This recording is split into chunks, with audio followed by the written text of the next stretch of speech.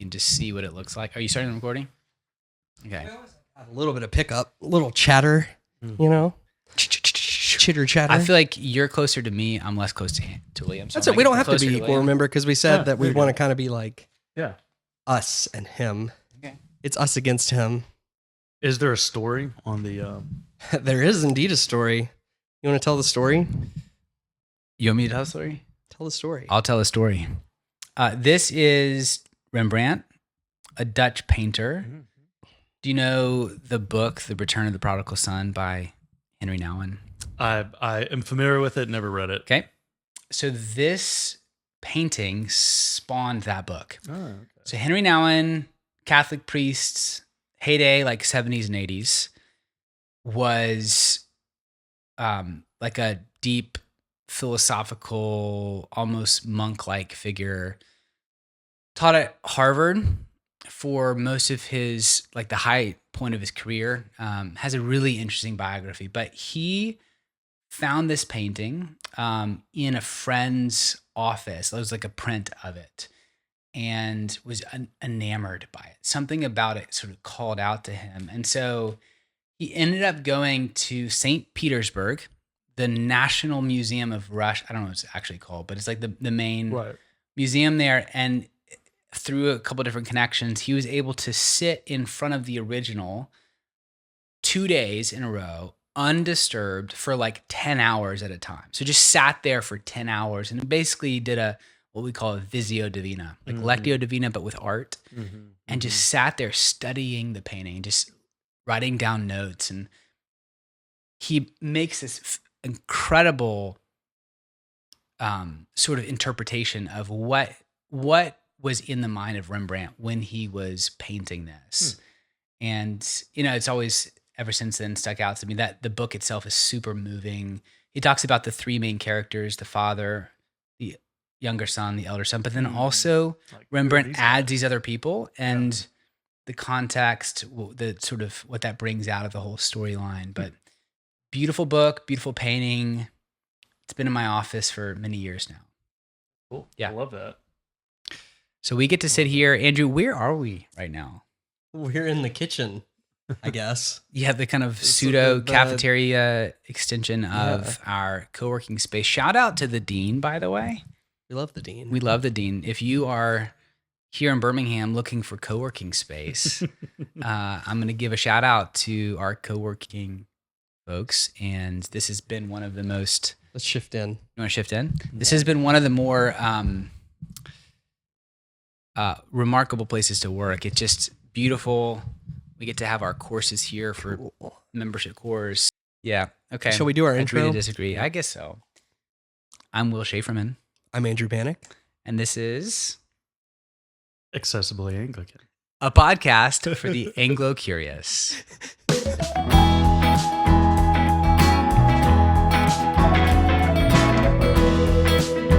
You caught me off guard there. I was actually expecting you to say your William name. Bondurant. Oh. But I was dying.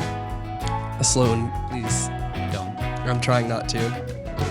Anyway, I was expecting you to say your name, but you knew the intro, In fact, which leads leads so much better that way. leads perfectly into our first question, which is: have you listened to our podcast? I've listened to every episode. Whoa, we got a real fan on the show. I'm probably y'all's biggest fan. We do. We have tens of followers. Cut that out. And William is the embodiment of our fandom. It's between you and Alex. Alex is a visitor to our church, and my neighbor, which is super cool. Really? Like, did he just like move there? Closer Around than the your block, basically, right? Yes, closer than your brother and sister-in-law. Like, wow, very close.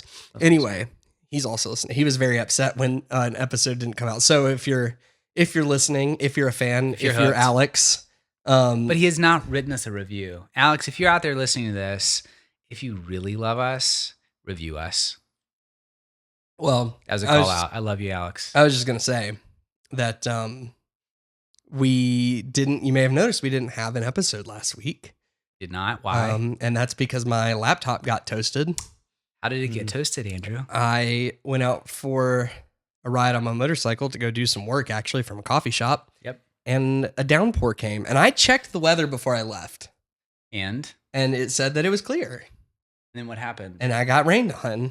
And so then I you pulled kept- out my laptop. Kept driving the motorcycle as you were getting Well, ready what to- was I supposed to do? I don't know, pull off. There's nowhere to pull off. I was in Mountain Brook. Fair enough. That's a good point. Yep, there's nothing So, really. so anyway, I got there. There's a little bit of water on my laptop. I wiped it off and Didn't think a thing about it. didn't think of it. It just stopped working. Yep. And after a very contentious week, I get a call from Apple today, and it was fixed, and it was free. Isn't that amazing? That's amazing. And Another shout out goes to Apple tonight. Well, yes, to Apple, also to God. Yeah, but who's the vessel? I'll just admit on this podcast that I acted like a child. And was very just like, God, why? I was like, I was using this laptop for you. And I didn't give him this I didn't podcast. even give him a week. I didn't even give him like 3 days to show up. Wow. And he did it anyway. You gave him So- 3 days. Mm. What it took, it was last Thursday, and you got it back today. It's literally a week. I'm saying, but I had already given up. I was like, this Fair isn't enough. happening. Fair I was enough. like, I can't Yeah, believe get you. this. I got you. So, Mm. so anyway, so Will is a true fan. William. Sorry. Yeah, we're going We to have to. We have to. So also- differentiate. You should probably acknowledge what you, not just like, you obviously go to Restoration, but what do you do for Restoration? Yeah. So I am the teacher in residence Ooh. at Restoration. It's a fancy term. What does that Yeah. mean? I don't know. You came up with it. No, you Actually, came up with I came it. up. What did you originally were? What Preacher in residence. Preacher in residence. Yeah, Yeah. it sounds more rarefied to say teacher in residence. Yeah. Yeah. Intellectually. Honestly, there is just there's other churches that have It's a had good name. Yeah. have had that kind of role, and Yes. that was the name for it, and so that's why. Are That's- you that's a really what I lay came- preacher? I am. Yes. Even though Yeah. you've been ordained, Yes, which but is an important not ordained. in the ACNA. In the ACNA. So, William Bondurant, you've Yeah. still not said your full name. Who are you? Hey, my name's William Bondurant. It's good to be with y'all. We're excited that you're here. Yeah. We've been making this podcast for like 2 months 6 now, weeks. and you've been listening. Apparently, I've been listening. I've Wait, loved it. But Yeah. you're also. What did we land on? Preacher in residence? Teacher in residence. residence. For basically started at the beginning of the year doing that. Because I have background in ministry, was PCA, teaching elder, as Andrew, I know you know. Yes. That terminology, a pastor basically in the Presbyterian Church in America for a number of years, have stepped out of ministry a number of years ago because of a number of different factors, some tough life decisions, but we wanted to come back. My family wanted to come back to Birmingham, so we moved back here, be a little closer to home and family, and in that, got a job working HR for a steel company here, and got involved with Restoration. Will found out a little bit about my history. And as a church planter, quickly sniffed out the opportunity. Yeah, quickly. Just like me, every time there's a musician in the church, I'm like, You're like, hey, yeah. yes, yes. So preached a handful of times, and we kind of had an opportunity in our church. Will asked me if I could come on very, very part-time staff and be a teacher in residence. So it's been really fun way to exercise those gifts, bless the church. And it's been a blessing to me too. Yeah. To us too. It's been great. Likewise. Yeah. Are you going to ask some questions? I realize I'm asking all the questions. So, okay, we heard a little bit about like your professional background. Tell us just more like personal, like where did you grow up? Did you like grow up in the church? Were you part of like a family that was like identified as Christian? Like early stages of your faith formation. Yeah. So I grew up right here in Birmingham.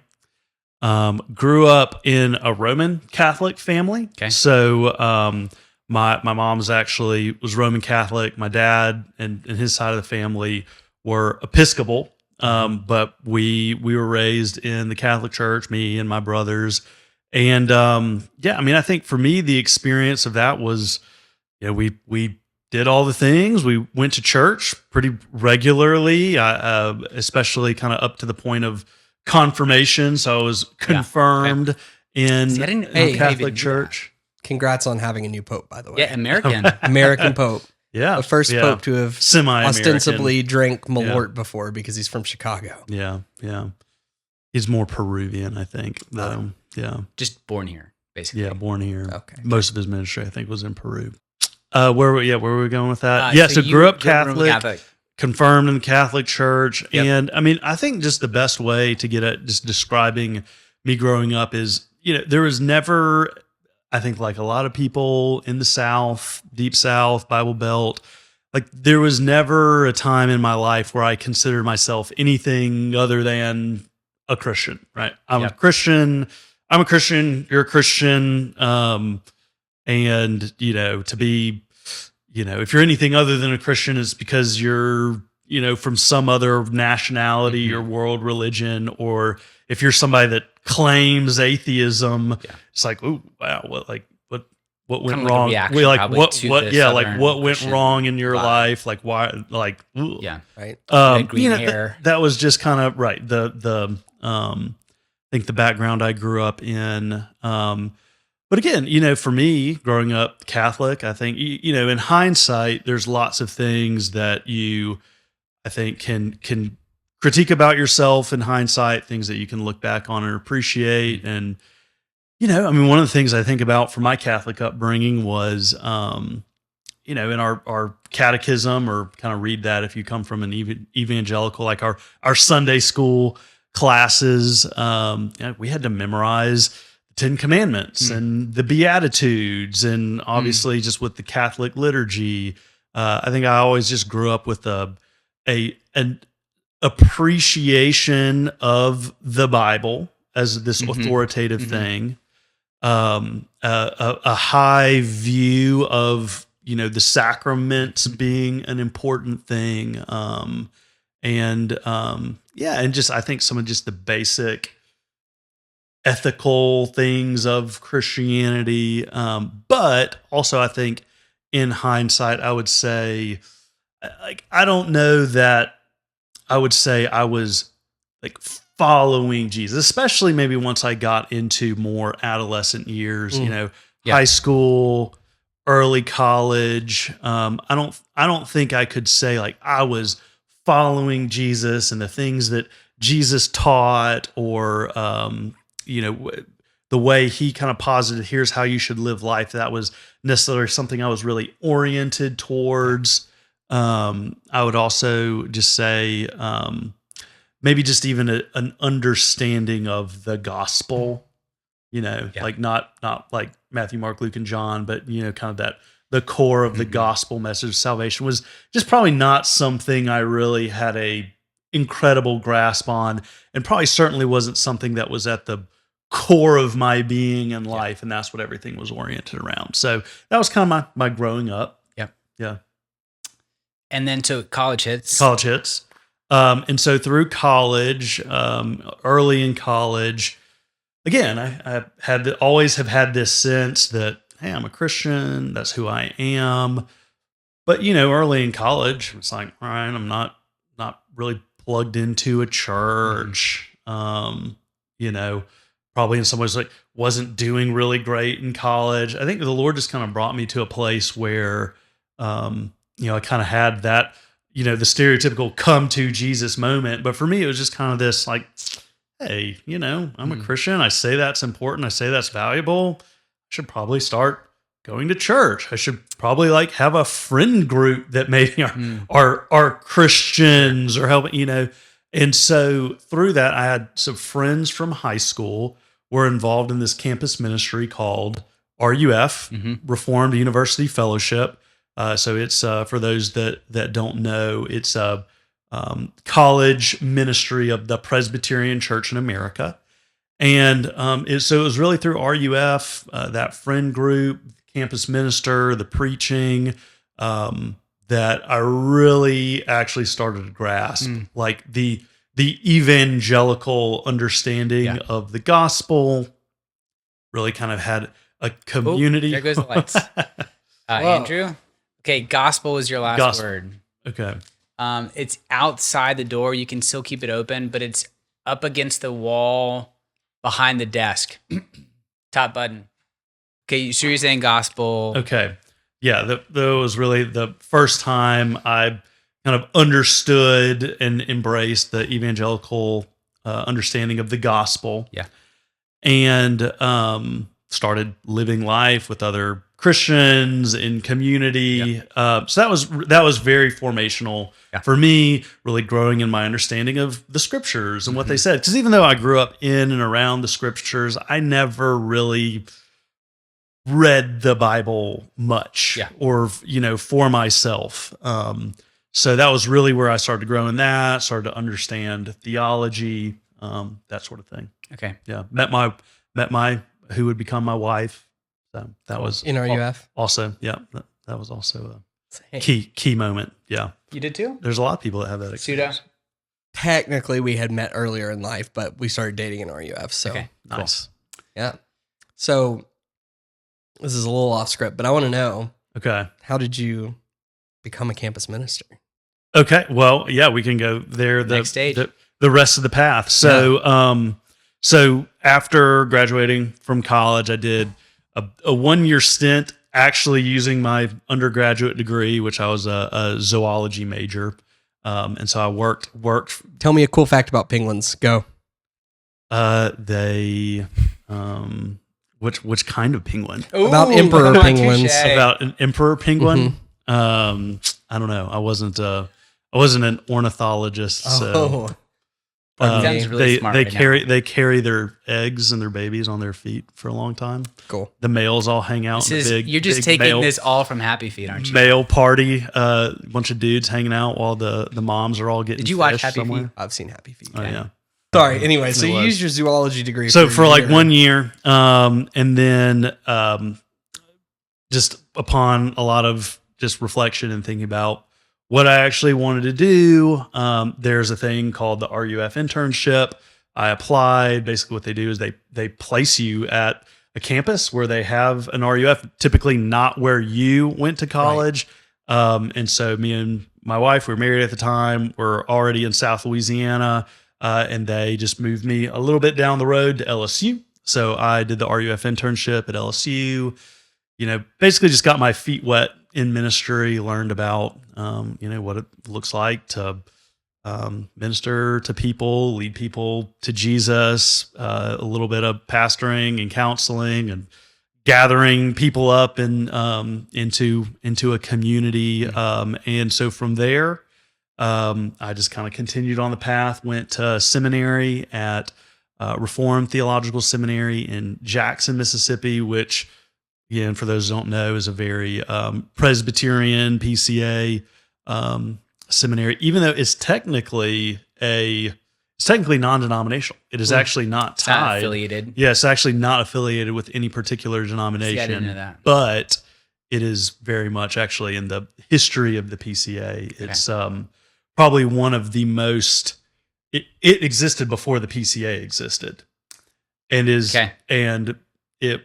kind of is adopted probably one of the reasons why the PCA actually exists. Interesting. Gotcha. Yeah. Okay. Yeah. So anyway, fun fact. And it all started in Jackson. That was the original RTS. Campuses all over. But yeah, the original, Jackson. the mothership is in Jackson. Okay, so you get to Jackson. Doing seminary, working at a church, doing young adult ministry there. And basically getting to the end of seminary, trying to figure out what I'm going to do, what jobs are out there. And then to answer your question, finally, Andrew, RUF basically recruited me out of seminary, and I went and became the campus minister at Texas A&M University, and was there for about 4 years. So how does one go from being a minister in Teaching the elder. PCA, a teaching elder, Nonetheless. a priest in the PCA? Yeah. That's a joke. Nobody would say that.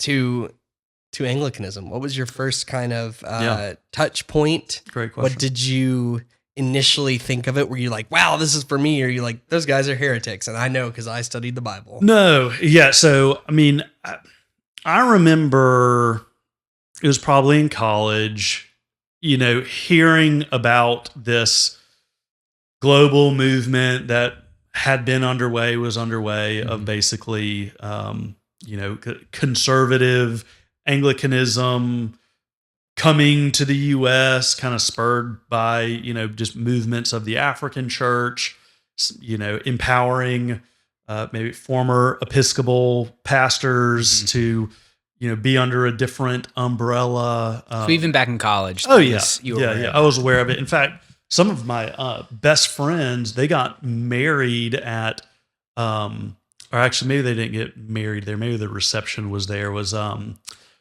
Christ Church in Montgomery. Cool. And so I remember kind of driving up and being like, oh, Anglican. Yeah. And like knowing enough at the time to know like that's not Episcopal. Yes. It's intentionally a different thing Started to going see those on. categories forming. Right, Yeah. right. And so, and actually, interestingly enough, when I was at LSU, it's a beautiful campus, but there's a number of churches literally on campus. Okay. And it's one of these kind of just weird history things. Like they have these 99-year leases for incredibly cheap. There's a Interesting. Catholic church, and I think it is technically Episcopal. Okay. But at least at the time I was there, that the rector of that church was very evangelical Episcopal, and he actually, the sign, it was St. Albans Sweet. Episcopal, Yep. but it also had Such Anglican in very large letters underneath that as well. Interesting. Yeah. The Episcopal Anglican Church. Yeah. Yeah. So, yeah. Aware of it, of its existence for a while. But then I think some of that turn, so really in seminary, I started to be introduced to just a number of different Christian thinkers. If you know me, you'll hear me talk a lot about a guy named James K.A. Smith, or I think he goes by Jamie Smith. And he is an academician, maybe kind of philosopher. He wouldn't call himself a theologian, but he has just written a lot on a number of different topics, a lot of philosophy stuff, a lot of pedagogy. So the idea of like, how do people learn, and really thinking through what is a truly biblical understanding of what are people, and therefore like, how do they learn? Yep. How do people grow? And so I was just been very influenced by him for a long time. And so part of his answer to that is, how do people grow? How do people learn? Is, well, they embody practices. They embody liturgies. There are life patterns, life structures, and he has all these just really great illustrations he uses, but he likes to think about all of life, even secular life, in the realm of worship. So he'll have these interesting descriptions of a modern worship space that it's like, oh, surprise, he's actually talking about a shopping mall, or surprise, he's talking about like a campus freshman week. Or he's talking about, or like sorority fraternity rush, or, SEC football. Yeah, SEC football. Yeah, he uses football as a example of like a modern worship practice, and so just even in those kinds of things, even like not just life structures, but even architectural structures and how campuses might be around. Like there's all kinds of different ways you can go. But yeah, so that was just for me, I think in my experience with ministry, and just even my experience of my own self, and wanting to always be growing and growing in my walk with the Lord, and my devotion to him and obedience to him. I think just more and more have become convinced of just that, of the reality that we are embodied souls and that we are souled bodies, and you can't put your finger on where the soul ends and the body begins, or where the body ends and the soul. Like we are an enmeshment of those two. And so to ignore our embodied, infleshed, sensual, like sights, smells, touches, those kinds of things is actually to the detriment of attending to the soul. And so in a lot of his books, he spends a lot of time talking about like the importance of the traditional worship practices of the church. Yeah. More and more, I began to kind of ask the question of like, why in the modern church? I mean, like, sure, there's always a place for, like, we're not gonna reinvent trying to be like the early church. We're going to speak Aramaic and make our churches look like first century, but like, so says you. I mean, Eastern Rite Catholics do it. So yeah. But do they look like that? But I don't know. But right? There's obviously, like, we live in modern times. There's always a place for the church to evolve certain things over time.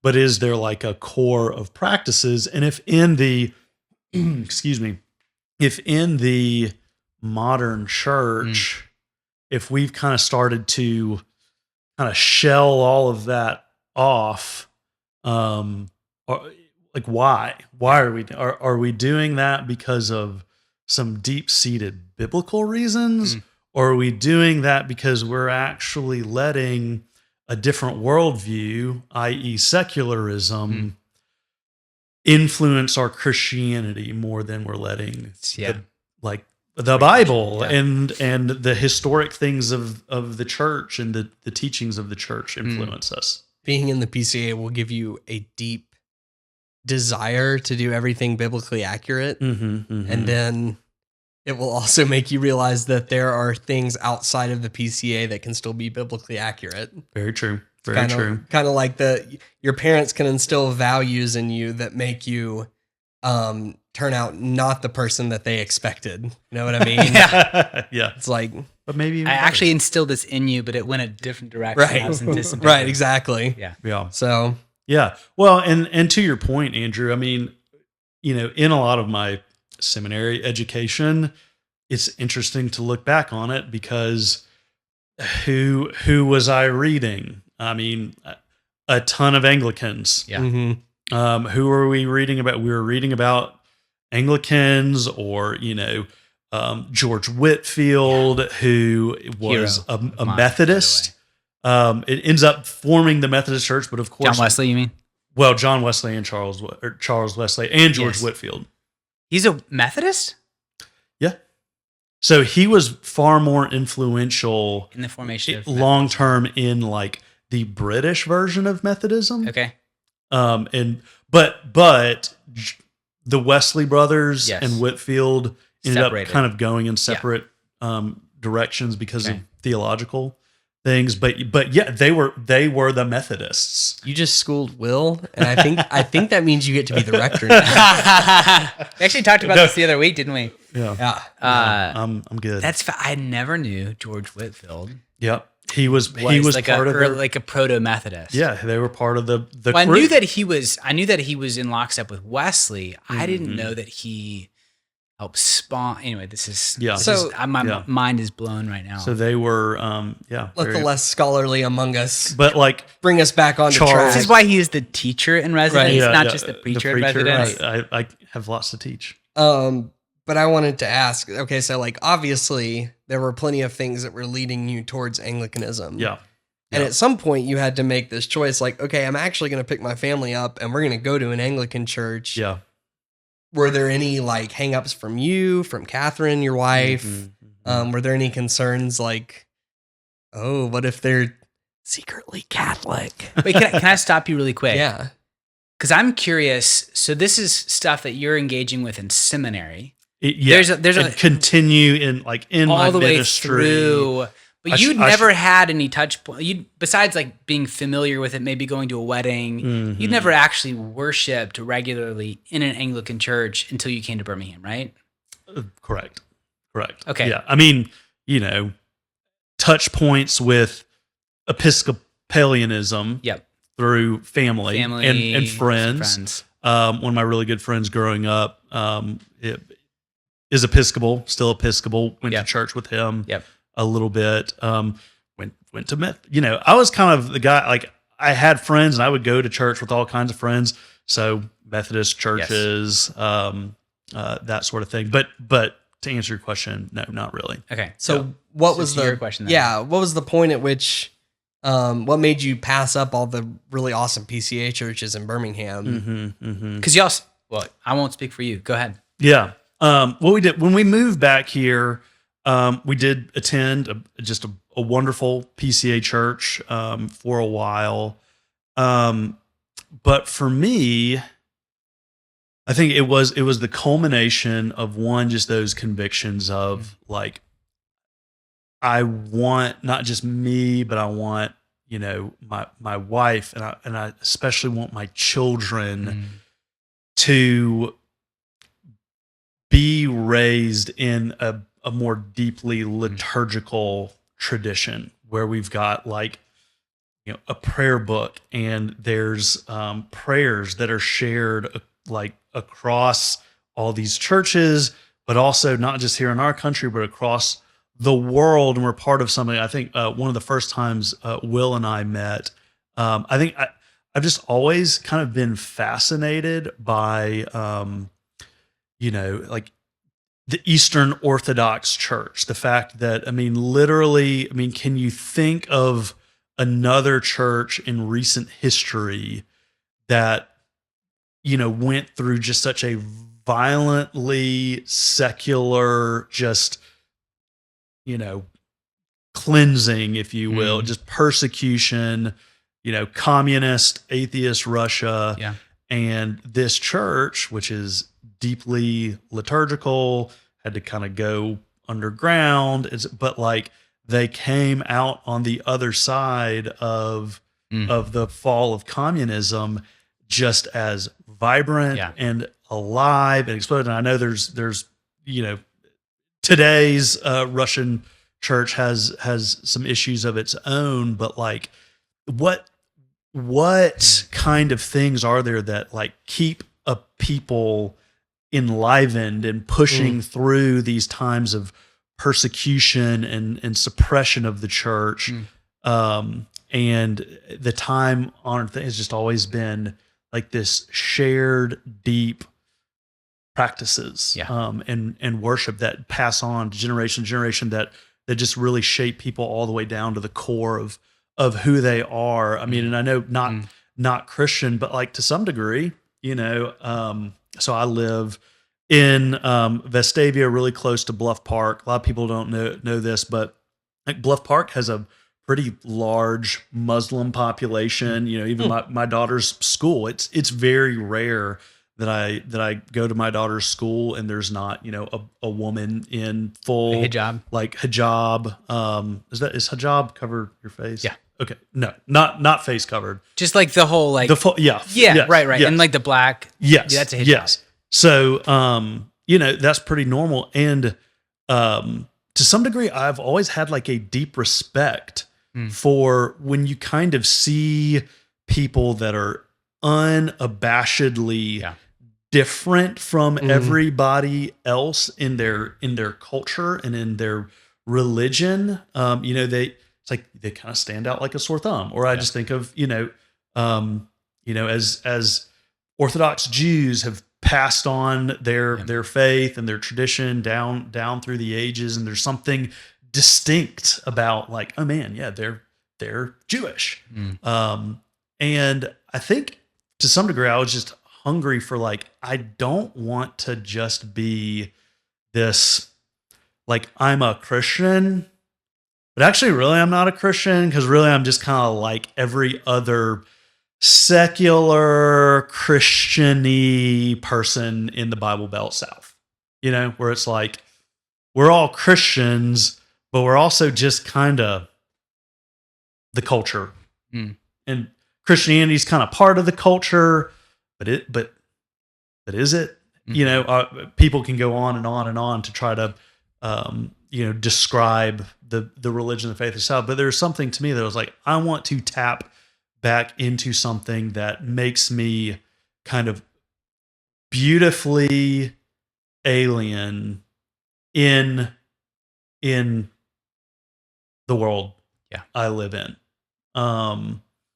Like there's some kind of mark of discipleship that is on them. Well, and that's where I can say to another mutual hero of ours is John Mark Comer. Yep. Who, by the way, we talked about the other day, he needs to be Anglican. Yeah.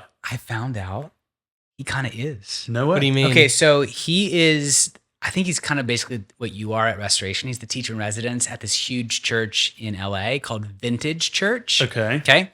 Vintage Church was planted by this guy that came from England and is kind of under the Anglican Church in England. I don't know the exact polity, but it's under a bishop. Yeah. It's not on paper an Anglican church, but it's sort of like a mission sent from so Okay. put two and two together. Okay. John Mark Comer is kind of Anglican. Yeah. John He's Mark, finally if you're arrived listening, at the place please where his reach out soul to us. has been moving. We want to be friends. Yes. We want you to be on the podcast. But for me, really just the way he talks about following Jesus, being a disciple of Jesus, and not certainly in the things that Jesus says to do, the things that Jesus teaches, but also what is the way of Jesus? How does Jesus live his life? How does Jesus embody what it means to be a human? And John Mark Comer is just a wonderful communicator of those kinds of realities. And so all that coming together, I basically just got to a point where I was like, we need to either go try to find an Anglican church in town, or maybe we can find a reasonably conservative Episcopal church that we would go to. So we kind of started our search. We went to a number of different churches that were all wonderful in different ways. But one of the things I would say is obviously my wife, she grew up PCA her entire life. Well, I guess technically she was baptized in the PCUSA, but Presbyterian her whole life. And in Presbyterian churches that would be normally classified, there's sorry for all the Baptists that listen to this, because we're being very like Presbyterian heavy on everything. But the Presbyterian Church of America has a spectrum within itself. Yeah. Where you would have the very old school, very doctrinaire side, and then you would have the more like evangelical focus. Tim Keller. Yeah, Tim Keller would definitely be in that category.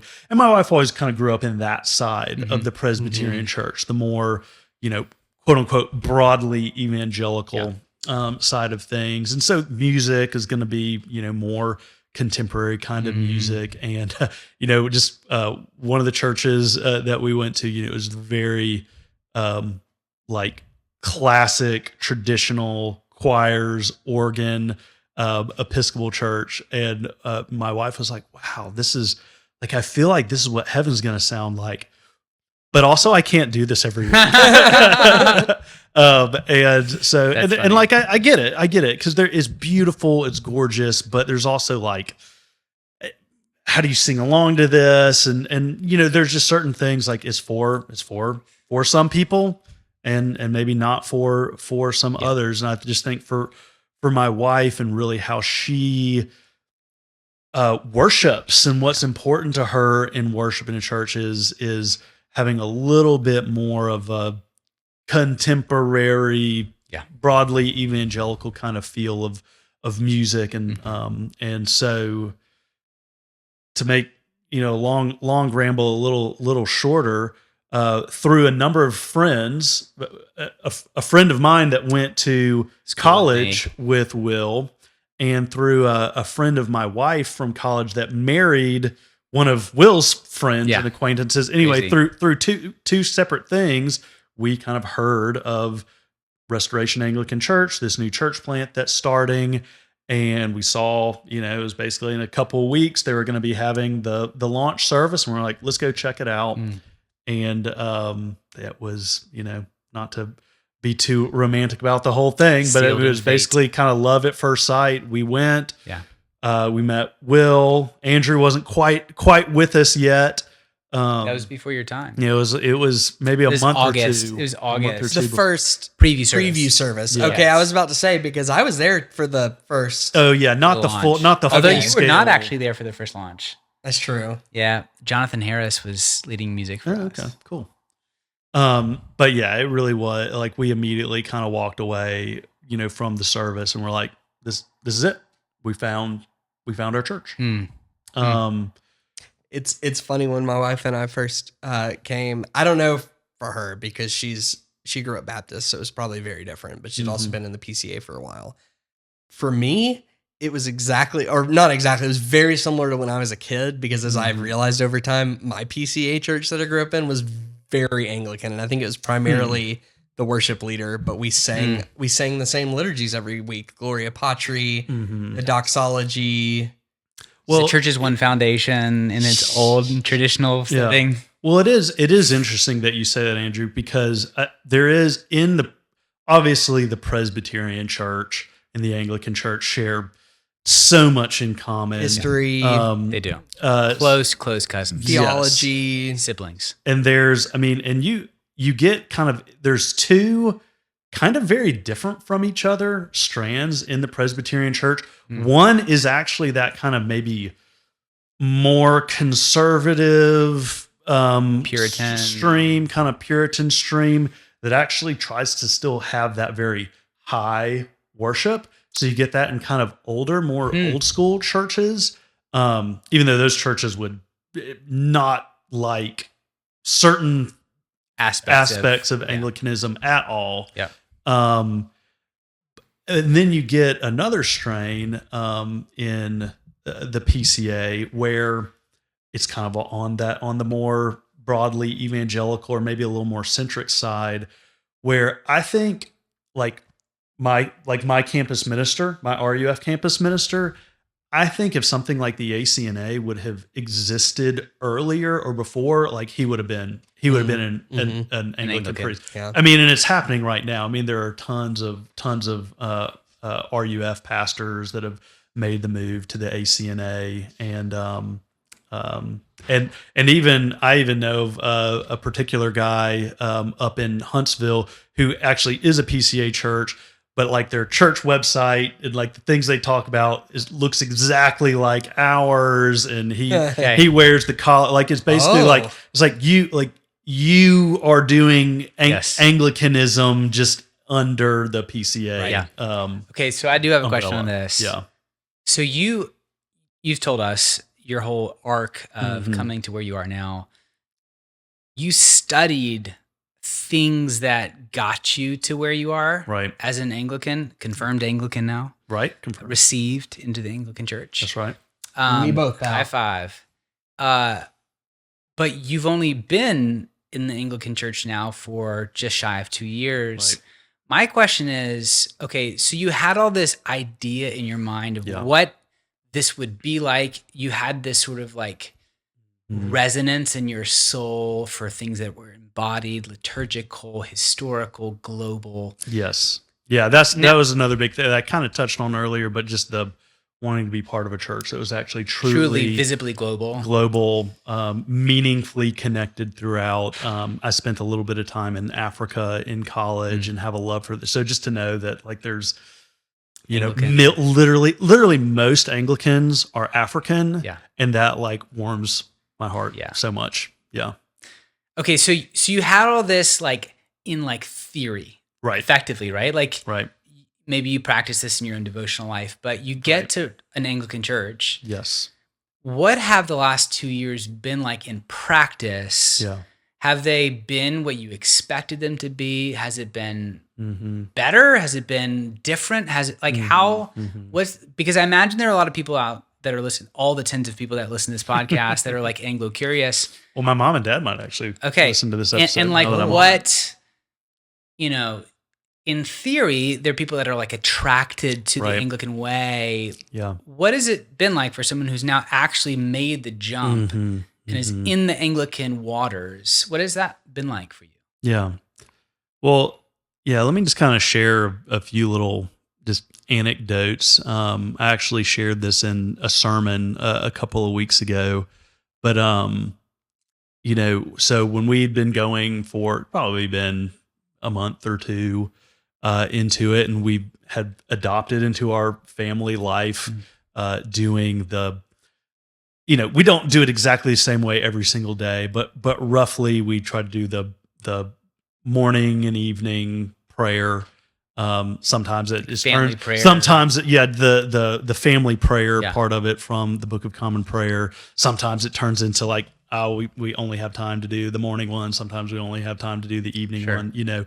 But in general, we kind of installed in our life like this is part of our life. And I remember asking my oldest daughter, like I said, a couple months in, like, what do you think about us being Anglican now? And I know y'all know this because y'all have heard the story before, but she just kind of in this very chill, nonchalant way just said, hey, Dad, I love it. I just feel like we live with God now. And it's just, as a parent out of the mouth of babes. Yeah, as a parent who just wants nothing more than your children to walk with the Lord and love the Lord, it's like, is there anything more magical, to your ears? And so that's, but I feel like that really does describe it. And I know, like, kind of like you just said, it's easy to kind of talk about the idea and the theory of that, and it's another thing to experience that. And there really is it has been just that distinct experience of, wow, like we inhabit this lifestyle of praying without ceasing, and we're doing it with the global church. We're in the scriptures that the global church is reading all together. We're praying the Psalms together. And there's just something of having done that now consistently for 2 years, that there's just, I don't know any way to describe it other than God exists with me and with my family, and we exist with him in just this very palpable, tangible way. I mean, my wife has just been probably the biggest evangelist, for this, because if you work with her or are friends with her, my guess is she has talked your ear off about how much she has loved being Anglican, just for that kind of reason. I mean, as of last week is now also working for That's true. That's true. In a very limited way. Yeah. So how long part-time until way. your kids Not are also limited, working for the church? I don't know. Well, there's laws, I think, against one more child anecdote, but this just kind of ties into, I think, my whole family is, too, like bedtime for us was just always this. It was just so full of anxiety. Like, and I don't know why, like our girls, it was just bedtime was just the hardest time of the day to get everybody like ready for bed and settled, and not just, being amped up and crazy. And it was like something just magical happened when we started ending our day with just and when I say we do evening prayer, what I guess we really do is the family version of the Compline. Yeah. Oh my gosh. You're so pedantic.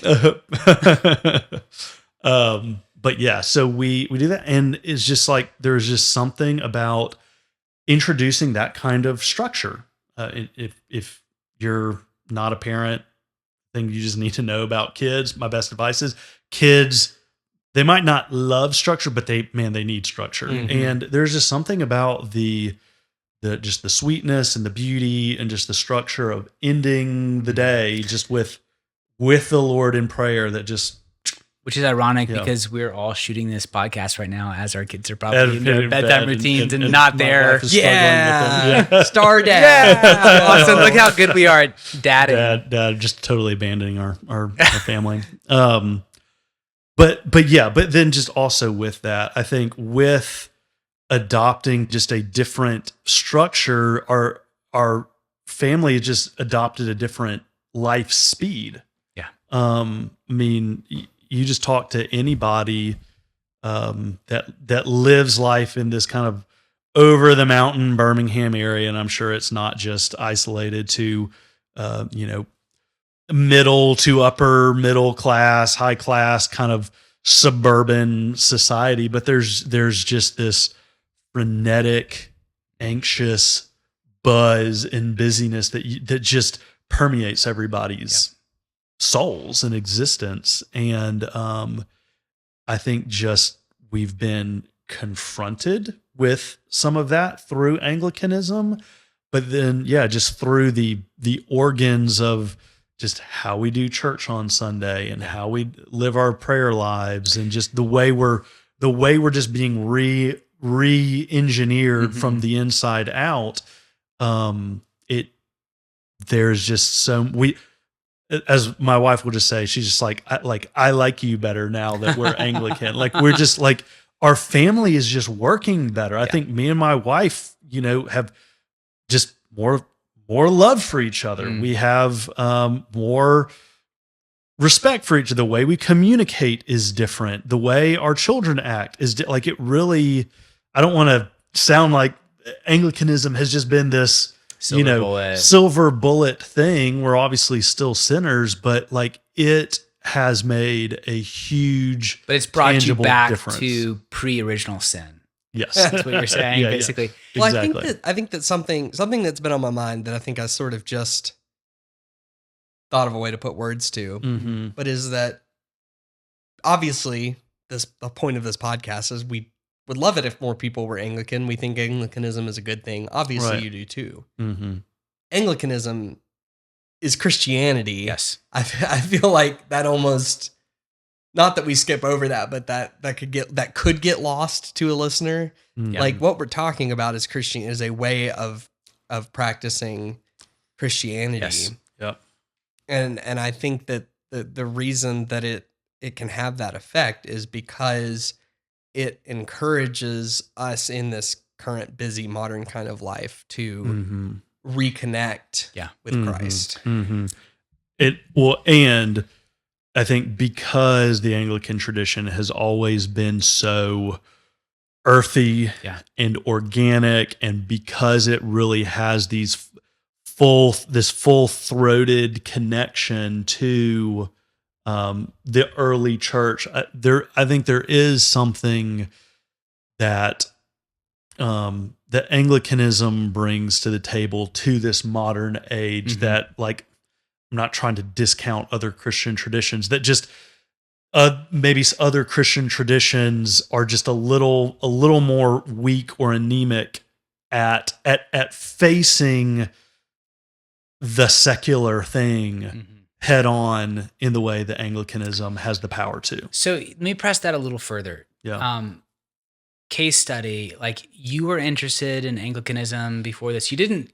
Doesn't sound like you really made like the prayer book part of your family rhythm until you came to an Anglican church. But I also know a lot of friends that will do the daily office or like dabble in the prayer book, but they're in a different tradition. Right.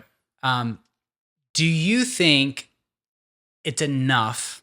Would you think for your family, like, just having like evening prayer from the prayer book, but not being part of an Anglican tradition, what would be are there any qualitative differences between being actually in an Anglican congregation as you're practicing Anglican stuff versus just like, because I know a lot of people that are like, I use the daily, I sort of like say some of the prayers there. Like, how would you mark the difference between like jumping all the way in and sort of like using, and which is all good and fine, Yeah, right? sure. Yeah. But how would you describe the difference for you guys having jumped in the deep end?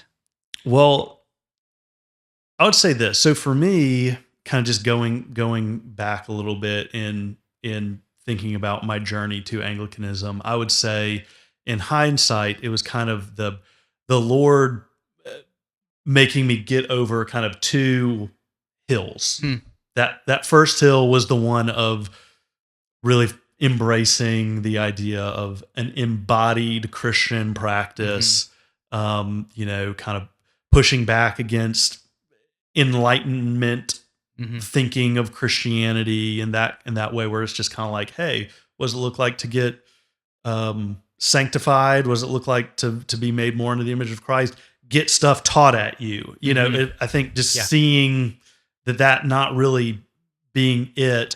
So that was kind of that first mound. And then the second one was kind of the church polity piece. For me. So obviously if you are Presbyterian, you know that there's a difference on how we do church government, or if you're Baptist, there's a different way, and in Anglicanism, you have a bishop and there's an archbishop and there's, all these bishops across all the different churches. But isn't that Catholic? And that feels like kind of like Roman Catholic in some ways, which some people don't feel like it's maybe a vestige that they just haven't, the Anglican churches hasn't reformed enough. Like they just haven't, they needed to pull a little more away from Catholicism. And I think for me, I kind of had this turn where, man, one, if you just really look at like the scriptures, like Presbyterian church, but like there's no such thing as a presbytery or general. So like they're drawing these principles from the scriptures. Sure. But like if you've ever been to a Presbyterian meeting, like that is just much of a, men using prudence to construct a system. Sure.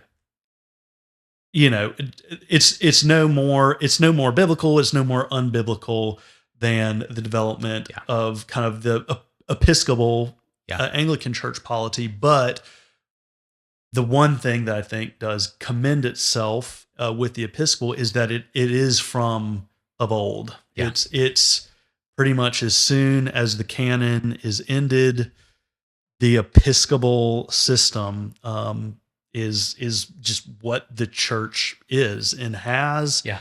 So much so that just to go through a little church history thing, Saint Irenaeus, one of the earliest apologetics, wrote a document called Against Heresies, and one of the things he says about how do you know which churches are heretical and which churches are orthodox? Well, look at the bishops. Can a church trace its line of bishops back to the apostles, right? I mean, so that's like the way the early church thought was with this kind of church polity structure, with the idea. And I think one of the things that's routed around in my head for such a long time is the scenes in the Gospels where Jesus, gives this authority to his apostles. I actually preached on one of these texts from John recently where Jesus, he breathes out and empowers his apostles with the Holy Spirit. And there are other scenes where he kind of talks about this power that what you loose on earth will be loosed in heaven, or if you withhold forgiveness from anybody, it's withheld. If you give forgiveness, it's great. And there's all kinds of things we can talk about, and there's lots of theological discussion to be had there. But at the end of the day, I'm like, Jesus actually Jesus wasn't a cartoon character, and the apostles weren't cartoon characters. Like sometimes it's easy to think about them as like they're just these stories, but like they were like Peter was a real human being that like probably had some like weird moles, or like he had like he was a real human being just like the other real human beings in your life. And the real truly God, truly man, Jesus empowered him and some other people with real authority, with spiritual authority to go found this thing called the church. And so to answer your question, there's a very long roundabout way, is one of the most special things for me I think to date in my life, I would say getting married to my wife, the birth of my children, but I would put right up there with that was getting received, which is a pseudo confirmation in the Anglican Church, having who was the Archbishop of the time, just the bishop now of our Foley Beach of our diocese here, having him lay hands on me, lay hands on my wife, and receive us, confirm us into the church. And they're again, I know it feels kind of trite to just say like, hey, just trust me. Like the way it felt, but like that's the only way I can describe that. It was a experience that just transcended, graduating or taking, your diploma, like cool, like this neat rite of passage. Like it was just this very affirming spiritual and physical experience that it would just be my fear that when you are disconnected from that truly Catholic body and embodying it, living in that body, that I think you're missing out on something truly wonderful that the Lord has in store. That if we take the scriptures at their word, that He has authorized, that He's promised even. So that would be the way I would answer that. Yeah. I'm going to shift lanes to tie things up here. Yeah. Have you ever seen God's Not Dead? For like hours, by the way. Have I ever seen God's Not Dead? So a couple of my students, when I was doing ministry at LSU, were extras in that movie. Oh, wild! It was filmed on LSU's campus. Okay. Did you know that? I did not know that. Yeah. So, in the very dramatic ending, and I will make no claims about my feelings about that movie. Yeah. But like a dude basically gets hit by a bus, right? And he's like, "Will you profess Christ?" Oh, so yeah. if you had a poor Presbyterian soul bleeding out in front of you, and you had to convince them to be Anglican right now, what's your elevator pitch? Oh man. I mean, I think just in, as I've listened to y'all on this podcast, I think I'd have the same spirit that y'all do. I don't feel like I need to convince anybody to be Anglican. Obviously, at our church, and really the whole point of this podcast is we want to expose, not just other Christians, but other people of all worldviews. We just want to expose people to the beauties of the Anglican tradition. Just that it really is a thing that is changing people's lives. It has been changing people's lives with the power of the gospel and the power of the Lord Jesus for almost 2,000 years now, and across the world. So, I don't know that I would feel like I need to convince you to be Anglican. I would, if I had the person dying in front of me, I would, do you know Jesus? I would want them to love the Lord Jesus Christ, which I think, again, not to just be like Anglican cheerleaders over here.